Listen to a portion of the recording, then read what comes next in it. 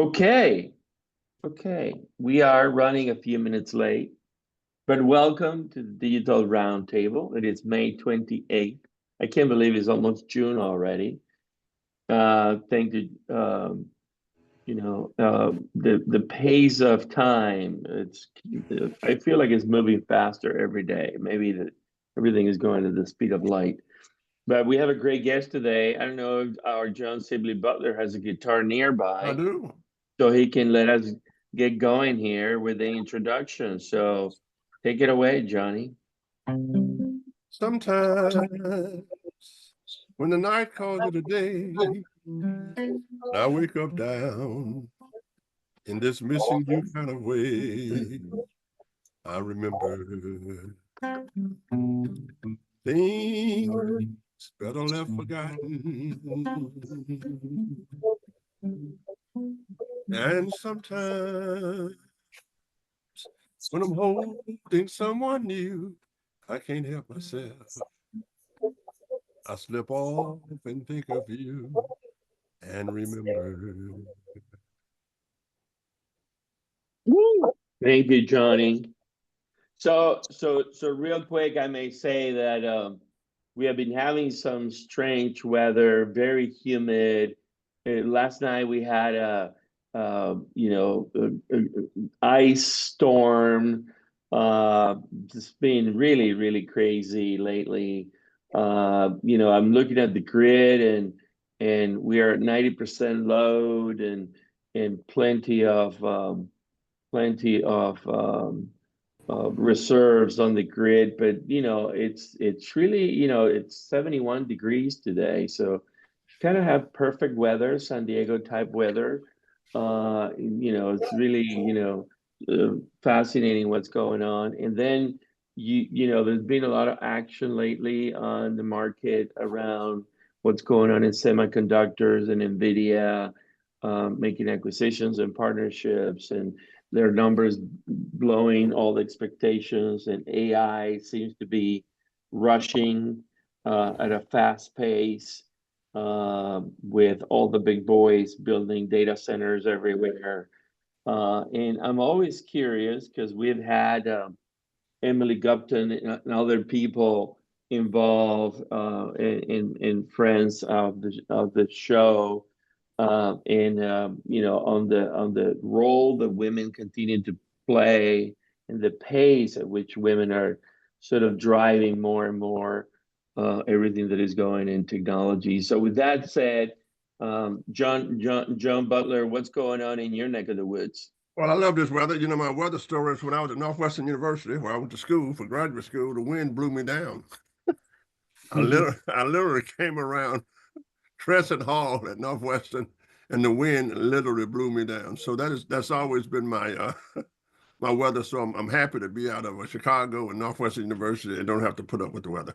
Well, I think that what's going on is that again the entrepreneurship scene is very, very active.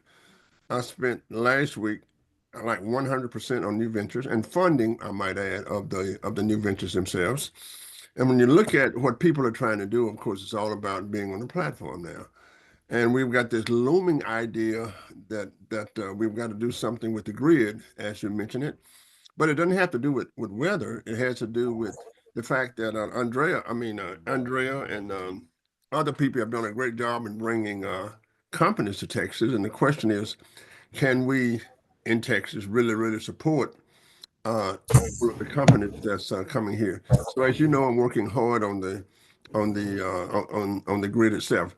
And the other thing that's happening is the world affairs. You know, what's going on in the world with the war in Europe, what's going on with Israel.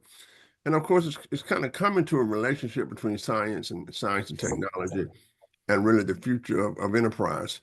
So the world is shifting. Everything seems to be shifting. The best and the brightest might be going to other universities. You know, for years and years, we had a collection of the best minds in the world to Mhm. come to America. Well, that might change. As I write letters for graduate students, they might want to go to other parts of the world. But at the end of the day, you know, what I concentrate on is the idea of building enterprises, creating jobs, and of course, creating wealth. let me just comment on some of the enterprises that I have seen that I worked with yesterday. For example, there was a smart boot, a smart shoe for soldiers. So if you think about it, let me say, I'm happy I made it back from Vietnam, right? So I had a great saying for all of my colleagues who didn't get on the plane and come back with me from Vietnam, who got killed over there. But this is a boot. This is a smart boot to allow soldiers to uh, to look at, well, actually to see where they're walking. If there's a mine, then something will go off. It also takes their temperature, and it's all within the context of a smart, right? And by the way, they're going to take this to shoes also. So in addition to what we know about the relationship between biology, right, and science, it's getting to the point now where there will be sensors in your shoes, in your everyday shoes, that will tell you about your temperature and also the dangers that you might face when you walk. That is one technology. The other technology is I'll just call it a flying saucer. I do a lot with DoD, of course, and it will shoot down any kind of thing that's going. And the other one is a platform, right? And it's called Jazz. It's called Jazz Eating, and they're going all around the world, right? And all of the bags would have a package on it. So the idea of entrepreneurship is still there.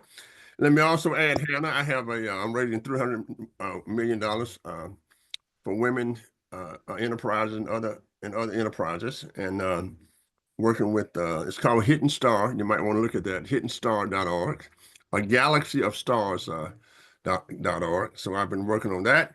And then my number one project is Andre Carvalho's and his big idea. And let me tell you, it is a big idea. I like the idea. It's a 21st century idea. And so I've been working. When I say working, I've been calling people. I'm mostly trying to get it funded. I've also been looking at some funding for Llewellyn King every now and then. You know, he'll get off of his high horse, and say, I might need a little help. But it's hard to get an Englishman off of his high horse, who was born and raised in Africa. But he did a great article on Churchill, which reminded us that Churchill was a man, but simply an interesting kind of man. So I've been doing all kind of stuff, Andreas. It's all good. Austin, Texas, we had for those of us who built Austin, as we like to say, and we took other people into the Hall of Fame who built Austin. We had another meeting this weekend, which I didn't attend, on the future of Austin, and I got to keep people on the importance of enterprises. I think that cities are very interesting. I think San Francisco put too much emphasis on the homeless, and I think they lost their city. I think too much emphasis is how they did it. And Austin is an interesting point now.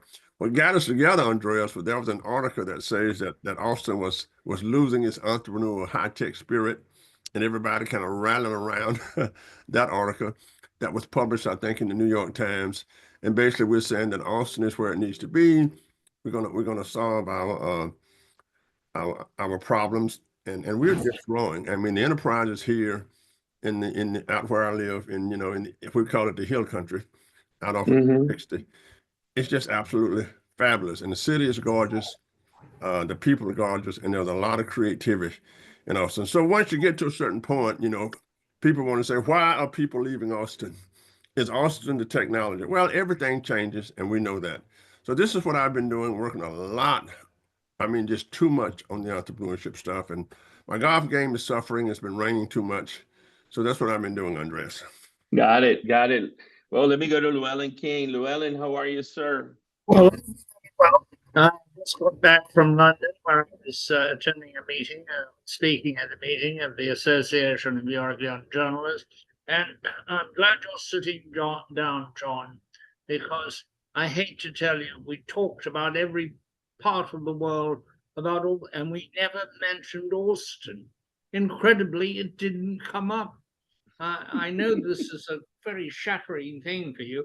I must say that there was a great sense of alarm, and everyone I talk to has a great sense of alarm as to what is the future of the US, where is it going? The new budget proposal out of the House, now before the Senate, has an increase in the national debt over 10 years of $4 trillion. I think that's unsustainable. I think the bond market is beginning to reflect that. And if the bond market gets too far out of sync with the stock market, it indicates some very bad things going on. We haven't seen the end of the dislocations created by the tariff war, and we don't quite know what the future is.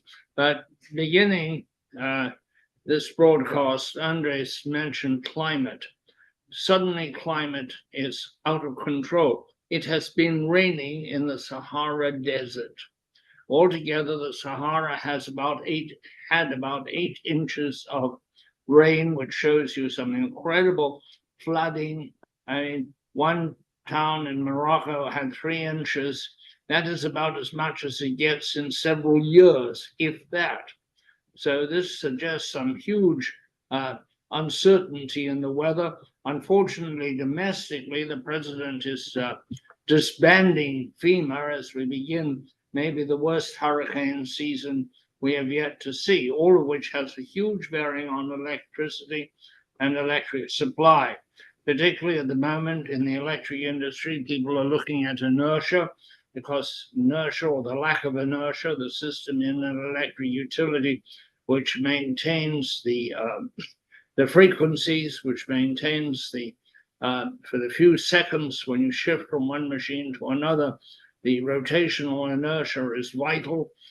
When you go to non-inertial sources, which include wind and solar because there's no moving shafts, and wind because although there is a moving shaft, it goes through an inverter which produces no inertia because there is at the end of it no shaft.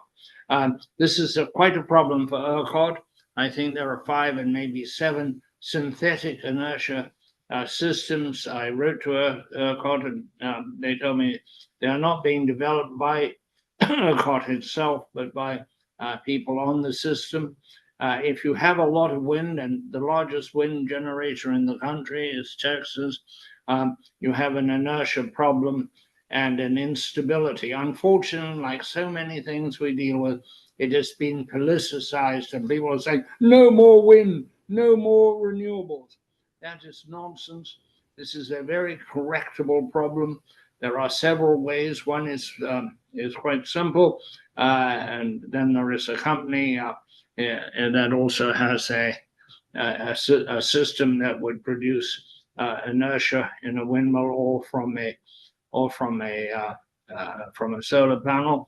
But otherwise, there are electronic ways of creating what is called synthetic inertia to maintain the frequency on the grid, which is in the US 60 cycles, which in Europe is 50 cycles, but which is fundamental.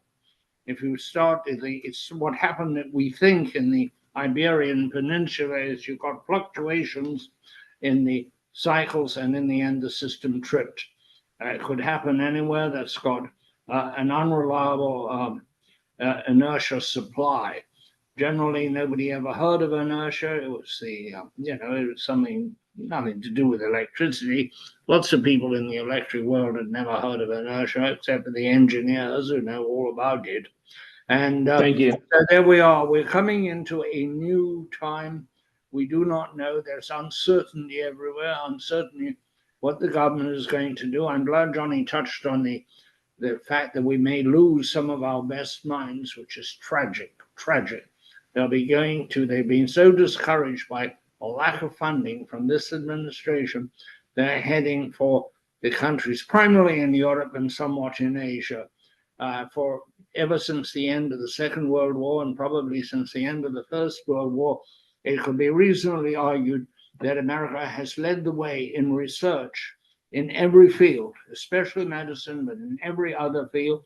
Everything we enjoy today, from cell phones to the internet, are American research products.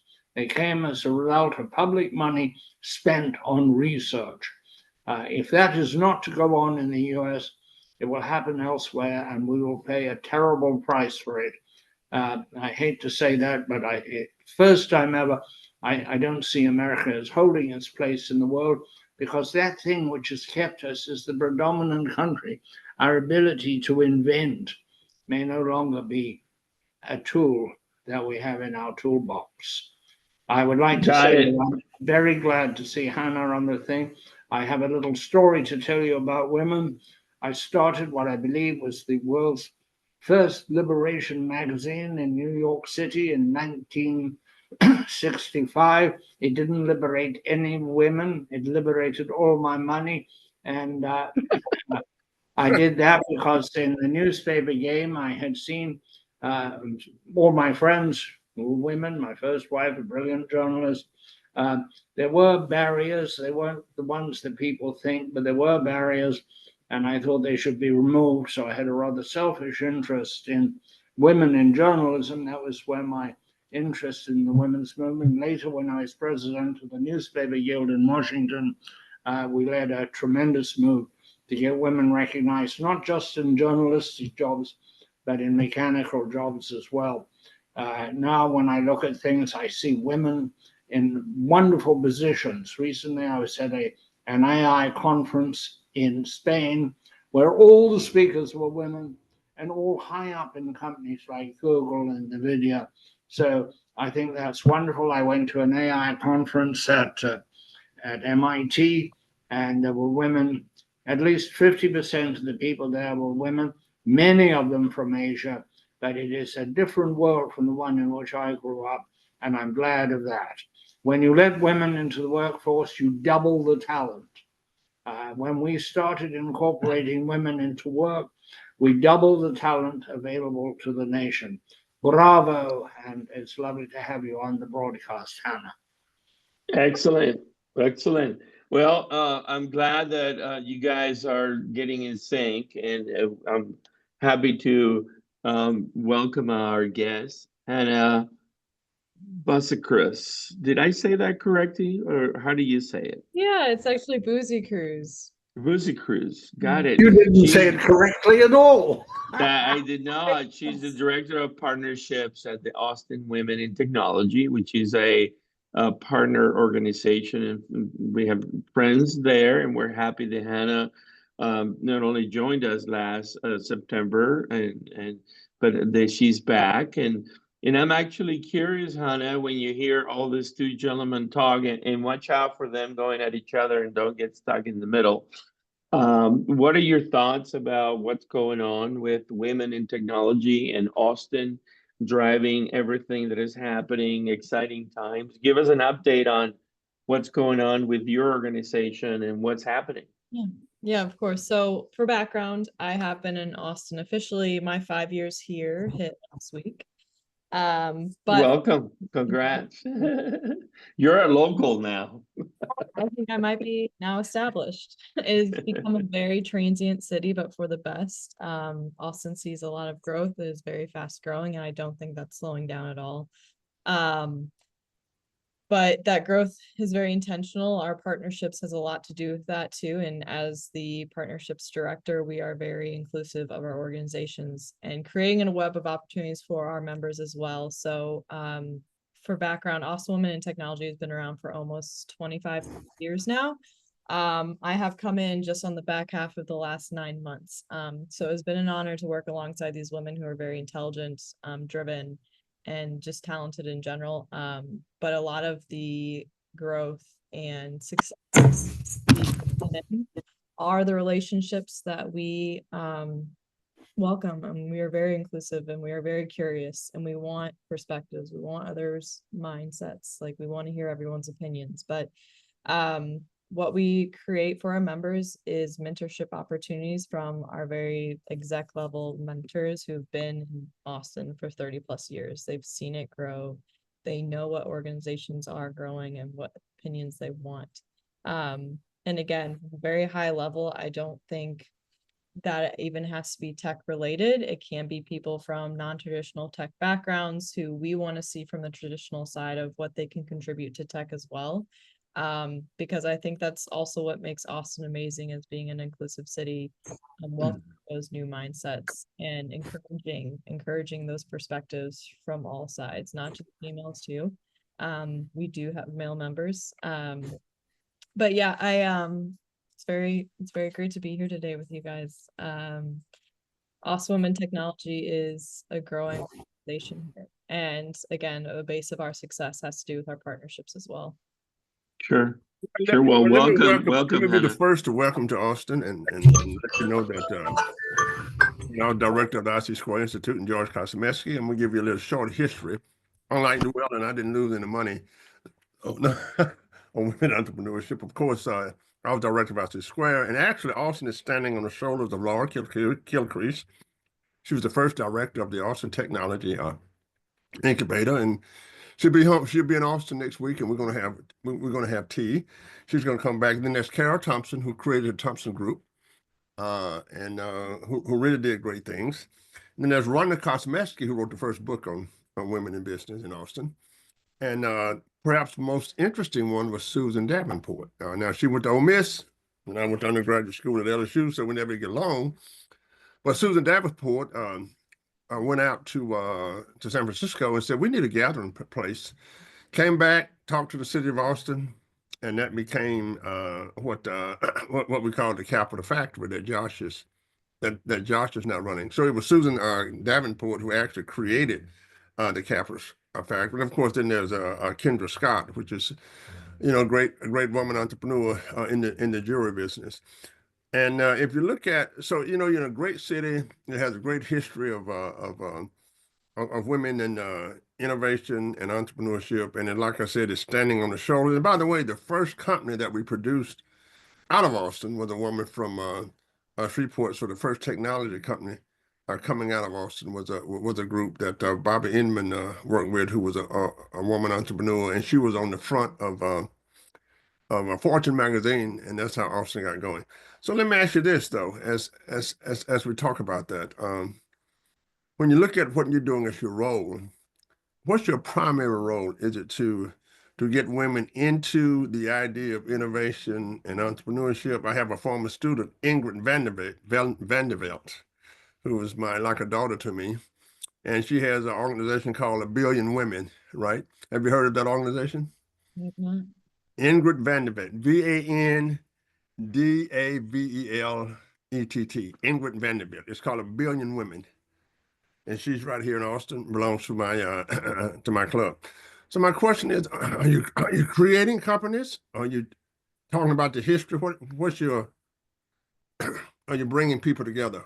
It's a lot of so our mission statement is lead, grow, learn. So any members that come to our organization, we want to show them what it's like to be a leader, provide them learning opportunities, and then whether that's resources, our mentorship program, and like sponsorship, but we are the starting point for opportunities to get them to a career point that maybe they're wanting to transition, or given the climate of where we are within the job market, there are a lot of people going through layoffs. So we want them to take a pause and reevaluate where their futures are.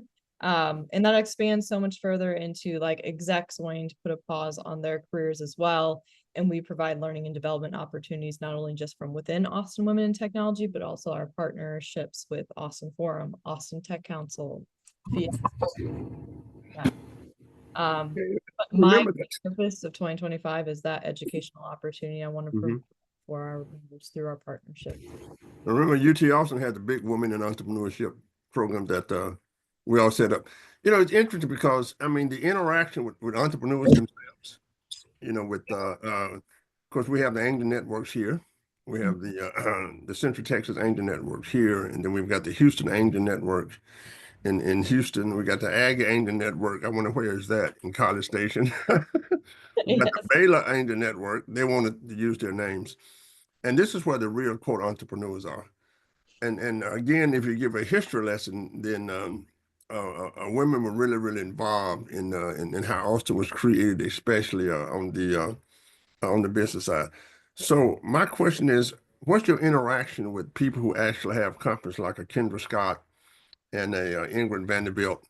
I mean, people who actually are creating, because we did this. I had a student who did a PhD dissertation in 92, and maybe a little later, and she found there was no difference in technology entrepreneurs between men and women in Austin. So what's your I mean, how do you interact with the, let's call it the real world, the entrepreneurs? Do they come in and speak and encourage? What do you do?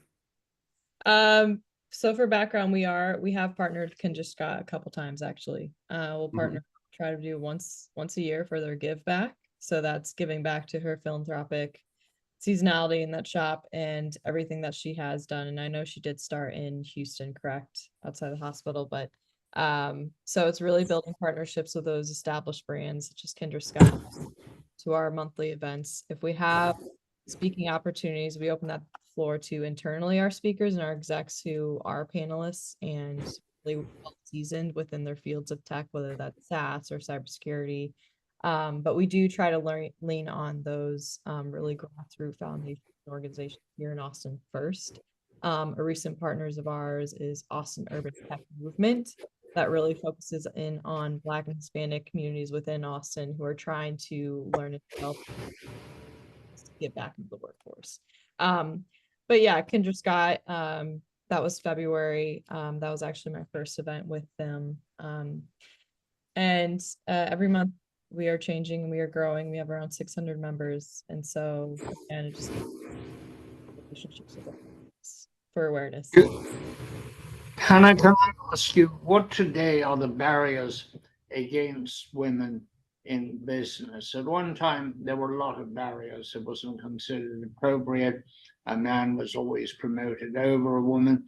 But today, we live in a very different world where some of the great movies are directed by women, where many companies are run by women. I think a majority of newspaper editors in the country are women.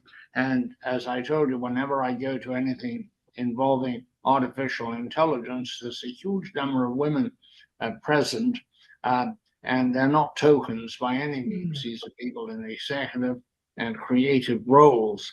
So I have two questions. What are the impediments today? And a second question is, the president is very opposed to DER, and are women's initiatives swept up in that opposition? It's a good question, and I don't want to overspeak either, but I think women have come a long way over the past 15 years. It almost seems obsolete to even say that there are still barriers, but there are. I think that's naive to say that there aren't. But what comes with the desire, need of having a female on your organization or within leadership positions, you also have a community backing you and supporting you and awareness behind that name or your online brand. And sometimes that might be lacking because as female to female, we have higher competition. And so once it comes to one female against the other, say it's an opportunity of 5 different male candidates versus 2 female candidates, we don't have the support from the other because we both want the opportunity. So I think it's a competitive edge that might be the last standing barrier, but it might not be. I that could be wrong, that could be right, but from my perspective, I've always thought once it comes down to 1 or 2, you'll have to be your own person. One of the problems, or what has been presented as a problem in promoting women, has been that they will take time off to raise children. They'll become pregnant and they'll need special arrangements going forward. Is that a reality, or is that now solved? Do we have enough daycare for professional women? Do we need for all classes of women at every economic level daycare? Is daycare the real key to greater participation by women in national life? There are women who have a child and the very next day they go back to work. So I think we're just as hungry for the opportunity. Maybe that is the answer, but there is a decline in procreation right now. Not as many people are settling down and having children.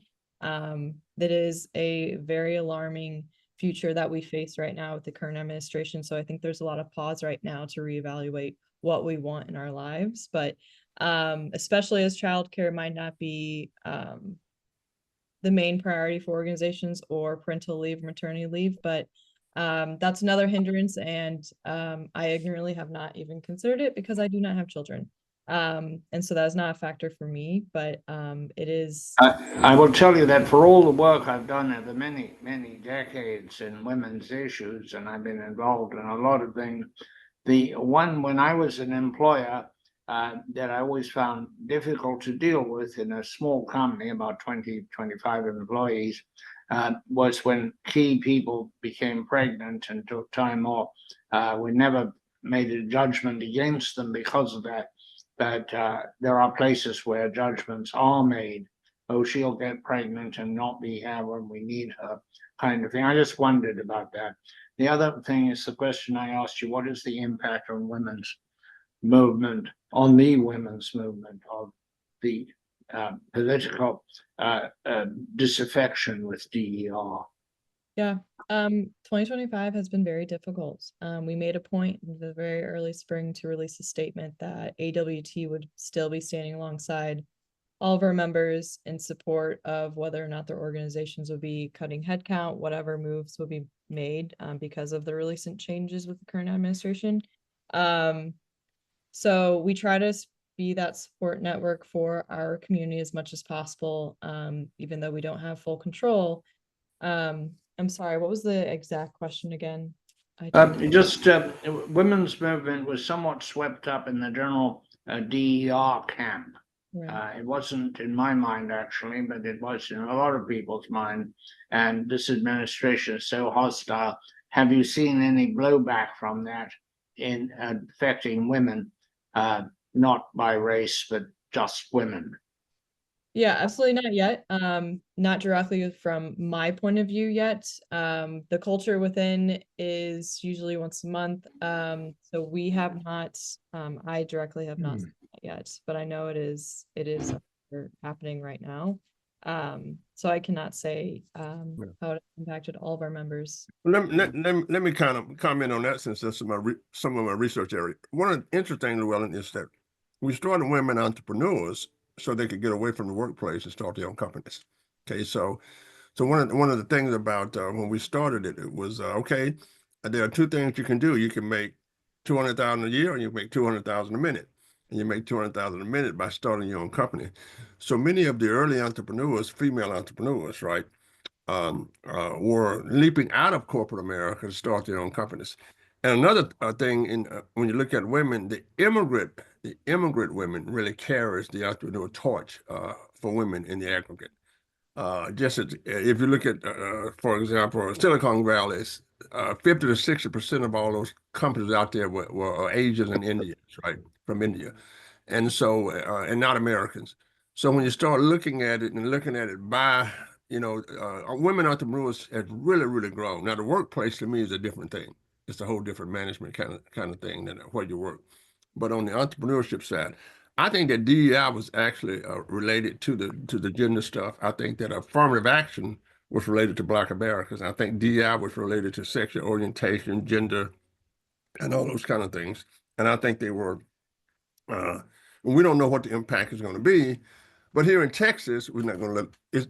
It won't worry us here in Texas, right? Because what we do in Texas, we've got behind our own efforts, especially the funding. What I want to ask is, if I'm looking at entrepreneurs, if you look at venture funding, right, the venture money, still, I don't know, 70 or 80% is still in California or whatever. And then if you look at Texas, the venture stuff that's in Texas, right, is it's in Austin. It's in Central Texas, Austin, Dallas, and not all over, right? Have you looked at the funding of new firms and the creation of funds to help startups who are female?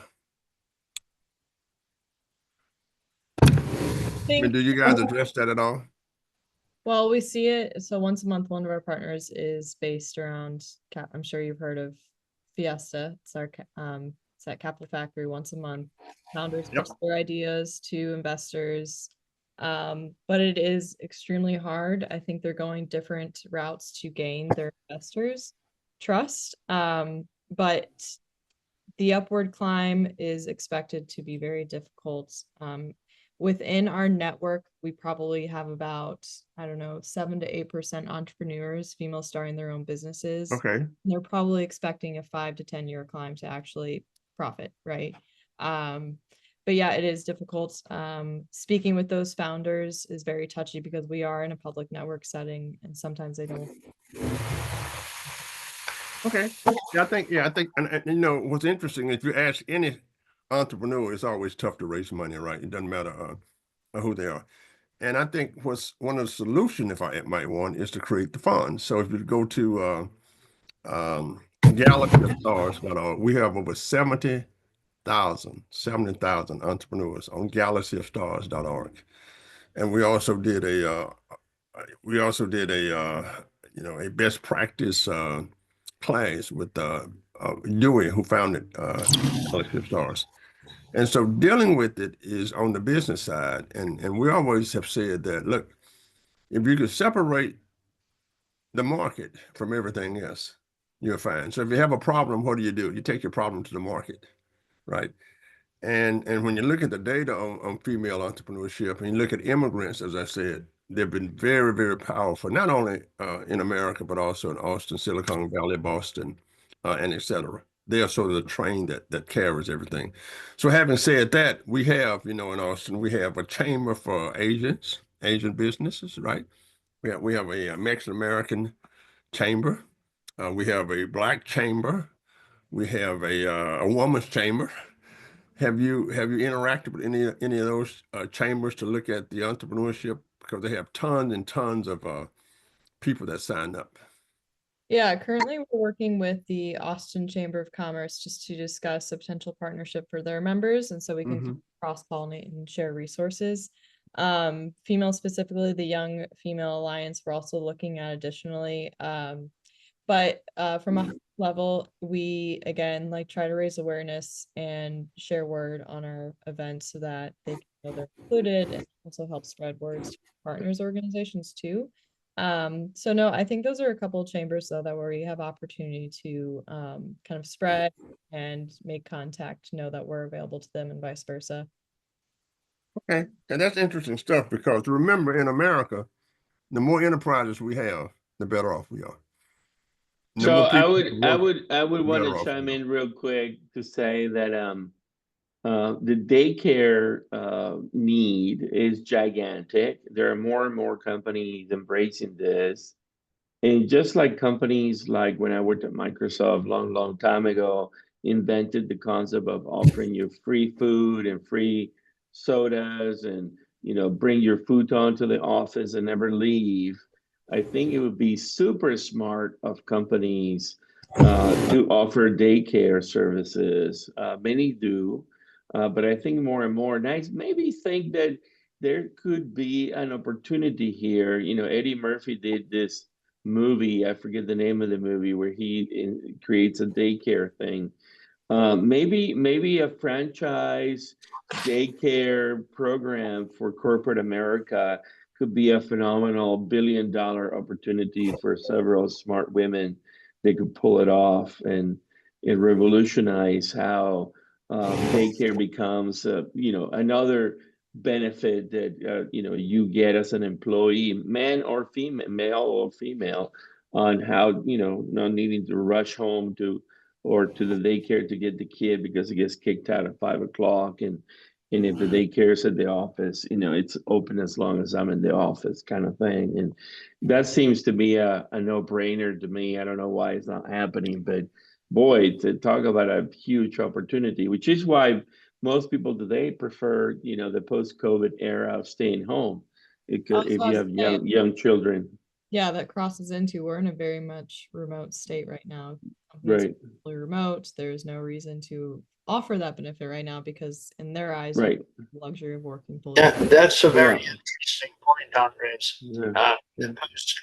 One of the sights of Washington, I don't know how it is today because of the lawless shape of the bureaucracy, but was to see the little kids on ropes being taken through the street, all holding on to rope of 5 years, 6 years, 7 years old, cute as the day is long. And this was part of a government program where if you worked at the Commerce Department or Treasury or whatever, you could say and you were a woman and you had a child, or a man, but generally I suppose it was always women, you could put them in the healthcare in the building, which seemed to me to be an enormously progressive and intelligent thing to do. And it deals with that problem. The other question I have for you, Hannah, is I'm looking for the impediments today, which are very, very different from the impediments 50 years and 60 years ago, for women moving ahead. And I wonder what the situation is with STEM education, whether women are getting welcomed into the universities to study the sciences and to study technology in particular. We went through something in the Second World War, which was that a lot of women did a lot of jobs that were traditionally male jobs, flying airplanes, air traffic control, welding, Rosie the Riveter, all of that. And then they abandoned those activities and became housewives in the 1950s, 60s, and gradually have climbed back and assumed this, I think, very important place in society. But in education, it starts with education. If women are dissuaded from studying the sciences early, or it is made too difficult, are there impediments there? Are there barriers there that I don't know about and our viewers don't know about?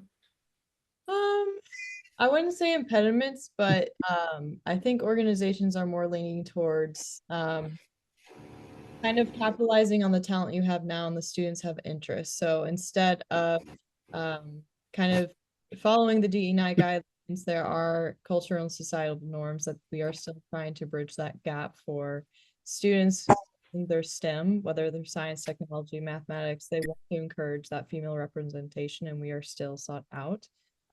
Again, like that might be naive to say that the barriers are not in place, but there is a lot of enhancement with mentorship opportunity with universities, even through policy reforms, like you mentioned, for parents and childcare, pay transparency laws. There is still a lot of need for females in universities, and that's through promoting for those role models, community support groups, or even again mentorship opportunity. But the resources are there. Yeah, and I think I think from the military to society, it would be hard to operate without female involvement. I think that's where we are in the Oh, that's absolutely true. So it was in the very 21st century, disappointing right? to see senior female officers discharged Right. from the military right away as one of the first acts of the Hegseth regime at the Pentagon. Right. So I think one of the issues that we always have, and of course I did the women's stuff in the military. When I say I did that, I did the research with people with DOD. One of the things that we have is how people react. That is, what we had to get over with DOD was that women can come home in body bags. Okay, they're soldiers. So we got rid of the WAC. We just have the WAC. You know, we got rid of the WAC. The Marines had a woman thing, and the Air Force had a woman component. We just call them women soldiers. Forget about all the other stuff. We just gonna call them women soldiers. And one of the things we had to get over, that Americans had to get over, Congress, they can come home in body bags, right? You got to get over that. They're soldiers. They can come home in body bags. The analog to that, I think, with women in corporate America is that if you look at the universities, if you look at the MBA programs, right? If you look at the University of Texas, then the number of I think our female components at UT is much higher than the male components. I think if you look at med schools, I think the same thing is happening. If you look at law schools, the same thing is happening, right? So when you do all of that, one of the things that you deal with is the reaction, right? The reaction to people as women do certain kinds of things. So Kamala Harris, for example, Mrs. Clinton, you know, was the country ready for a female president? And, you know, I think the answer is, well, the country's just not ready. I think there was a female component to that. Are they ready for jet aircraft? Well, you just have to get ready for that. So I think one of the things that we get, and in the military and other countries too, right, which we have a problem with, is that other countries are not where we are. You know, whether it's the Middle East, whether it's Russia, right? Whether it's Japan, right? Whether it's China, and they're just not where we are when it comes to female participation. So I was a professor in Japan for 14 summers. Women would walk behind me. They would never walk beside me, right? In the morning day, right? You're quoting countries that are somewhat backward. Finland, for Well, yeah, example, they're had not a there. very high Yeah. percentage. It doesn't matter if they're of backwards, women. but they're just not there, you know. So No, my but it point, my doesn't question to matter. you, It doesn't matter. Up Yeah. to this point in time, until this presidency, we have led the world by example. And Yeah. we have just fired our top naval admiral, a woman, and we have fired the head of the Coast Guard, a woman. One assumes that that was the reasoning behind that. But heretofore, we have led the world and been very successful. Now, there's Yeah, I some think so. small, That's why I said America's way ahead of everybody. They're not Yeah. where, yes. has been to this point in time. Yeah. I would point out that in the Scandinavian countries, the participation of women has been very high, and particularly in the medical profession, doctors, dentists, researchers, but engineers as well. I did a lot of reporting in Finland at one time, and the stunning thing was how many women held high executive office. And of course, in Europe, you've had a lot of women who have been heads of state or head of government, not always the same thing. Notably, the same thing once in India and in Sri Lanka, and frequently in the Scandinavian countries. I don't think, and on your point, I think that the two women who ran for president that you cited, Kamala Harris and Mrs. Clinton, I think they were defeated because people didn't like their policies or didn't like them, not because they were women. Correct. I Correct. think Let there was a me woman. I think there was a woman. let me bring too. this back. So Let me I, bring I this. respect for disagree. I Let think me that bring this that was back. the Let vote. me bring Well, this back when did the to respect come in, Johnny? guys. Guys, you're out of the reservation. You're out of the Don't have me reservation. bring my data out. Don't get Hanna, my data. let's jump back in here and get these guys out of the reservation. Tell us something that you said earlier that I think is very interesting. Love to hear your feedback. You're new in Austin, sort of, kind of. You're local now, 5 years here. You moved here for whatever reasons. Tell me what makes Austin so unique. I hear all these adjectives, and what makes we're working in women's in the women's world and how women are changing. I don't think that you all feel discriminated. I think you're driving, you're managing, you're making it happen. You're in charge. Tell me what makes the atmosphere in Austin unique or special. I think we're all very aware of the political climate of the state we're in, but Austin is the differentiator. So we are in a city that is just automatically embracing change and disrupting patterns and being the odd man out, and kind of ingrained in our day-to-day to go against the force and create not chaos, but again, like, be creative. It is a cultural melting pot here in Austin. I've never seen so much diversity, a little bit more in other places, New York, Chicago, if you leave the US as well. Austin is that city that just encourages so much change and creativity. You see that within organizations also embrace the things that we want to make. So I think it comes with the city and the political agenda of where we're at and being that change. And it's just a driver of why Austin started and how it started.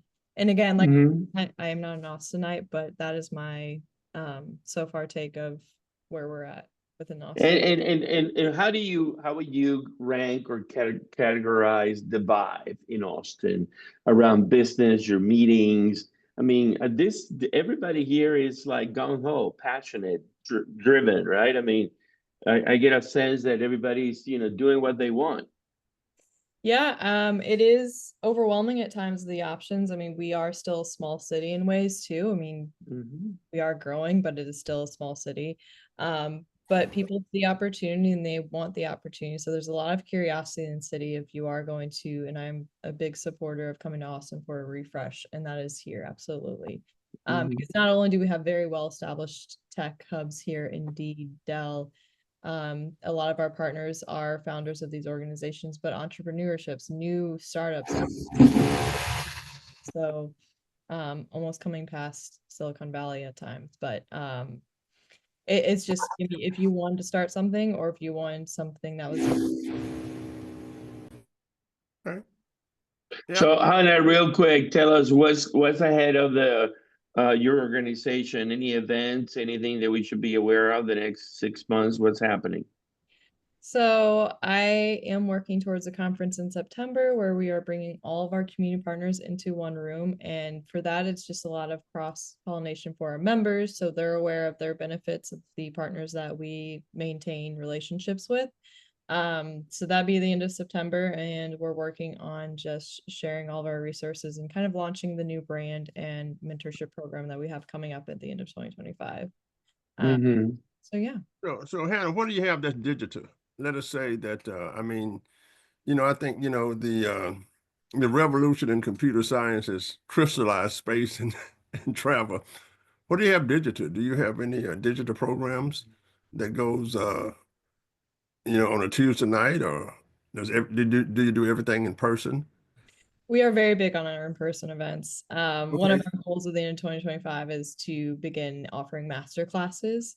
So if we can do that this year, that'd be amazing. We're actually launching our first master class on July 11th, and that is around inclusivity within the workplace and epigenetics. So it's about understanding your right versus your left hemisphere and any of your triggers versus traumas. And that's going to be a trial of our first actual digital program on Zoom for 6 weeks, every Friday for an hour. If you're interested too, I would love to share the form with you. So yeah, that's coming soon. Well, I would like to introduce you to Laura Kilcrease and Ingrid Vanderbilt, and you've got to meet Susan Davenport. She was just hired as head of Opportunity Austin, I think. Really? Susan was, and she was the key in our entrepreneurship, putting things together. Wow. Back a long time ago. She was our Churchill of Austin, as Llewellyn King would say. She was our Churchill of Austin. And I think the point is, I think that all of my studies is about networking, right? I think that networking has taken the place of many important variables in this connected economy. And I think the networking is all over the globe now. As you know, we have sister cities in Austin, right? In Japan and in Europe and in Asia and other places. And do you have interaction with our sisters on women in business? With our sister cities and women in business? We are getting more involved with Women in Tech. Women in Tech is a international organization, Yeah. 3,500 women. So well, to operate any business has got to be technology based now. I always say that everything, the most technological based enterprises might be the restaurant. So when you walk in, right, the table is there, and the table tells you go stand outside, and they send you a note. But what is happening is the technicalization of all enterprises, whether it's the barbershop is there. And I'll tell you what, my trips to the dentist in the last number of years is just amazing as compared to other kinds of years. But Andreas, I'll ask you, Andreas, tell me about the how barbershops have become technology based now. There are no such a thing, Johnny. The barbershops or the libraries are now no longer barbershops or libraries. They're bars where That's you right. can go and drink and have a good time. Absolutely. It's like our biggest bar in Austin is Top Golf. Exactly. That's what I think. Yeah, I think the technology we're playing. I think what Llewellyn and I have talked about is that all of the technologies that we sit on were created by people, and America has led that creativity. Whether it's our computer science, and the thinking of how we think about America, should be. I mean, I call them the thinking disciplines. I was in McCombs. To me, that's a trade school and a discipline. And so I think that what we have in Austin is a situation where the technology will be so I would say, intrusive, whether it's how we get Mhm. around, how we interact with people, that we're going to have to teach people how to goof off, you know. Mhm. And my question to you is, when you look at women in tech, what do you see as their major barriers to using technology? There's no barriers to using technology anymore. I Yeah. mean, so when you say women in tech, are you talking about women who start companies in tech? Because every worker now, you know, every enterprise Mhm. and every city sits on a platform. I mean, it's every city sits on a server now. So Mhm. Austin, Texas, and Dallas, Texas, and San Antonio, Texas, you can go online and you can interact because they're platform cities now. You don't even have to go Mhm. there to interact, right? Mhm. So when Mhm. you say women in tech, and you're going to teach them, what would be your major focus, for example, of your master class? Well, a very traditional saying that is used as a boys' club. We need a women's club. We need our community of behind us. So I think that's the goal in the next 15 years. But yeah, the masterclass, this one's going to be actually a big opportunity for AWT this year.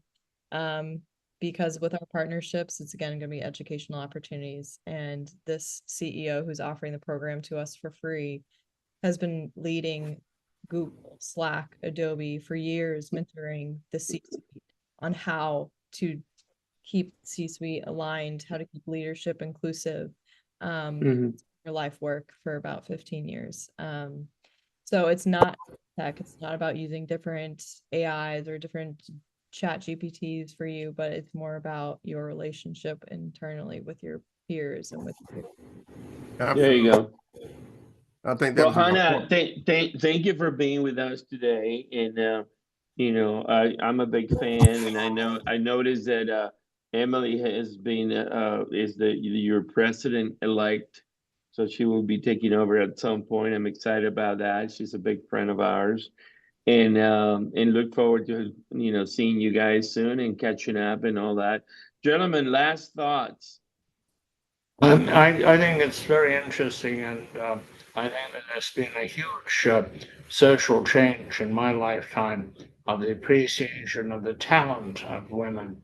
I feel that unfortunately, too many women are still employed in white collar jobs, and AI is going to have a huge impact on white collar jobs and therefore on women. So be wary of the future. Women need to be in this exactly the same jobs that will be saved, which are primary jobs now carried out by men, and they include remarkably artisan jobs. I was very excited to go around one college and see women cutting stone and learning to work at the forge, etc. Happy doing that. It's a new world, but we have to be very aware.